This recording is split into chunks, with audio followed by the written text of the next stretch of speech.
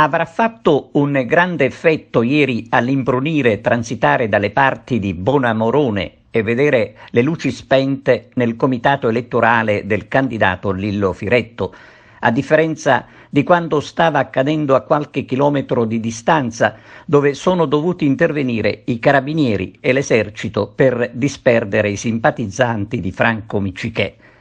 Già al primo turno sembrava cosa fatta, ma si è dovuto attendere il ballottaggio per sancire la volontà degli agrigentini. Ma è stata la vigilia a sancire un comportamento di taluni sostenitori dell'una e dell'altra parte attraverso i social con commenti assolutamente fuori luogo che hanno tirato in ballo anche le professioni. Adesso è il caso di dire dal ballottaggio al lavoro per la città. Ad attendere il nuovo sindaco c'è un mare di cose che hanno bisogno di intervenire, più o meno urgenti, che hanno bisogno di quella attenzione che non è stata sufficiente a convincere gli elettori, che hanno addirittura disertato le urne, anche se non è stato certo l'astensionismo a favorire il vincitore.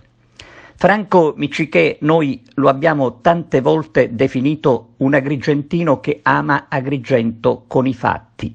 Lo abbiamo ribadito anche in occasione dello scorso Natale, quando ad abbellire la città ci ha pensato ancora lui.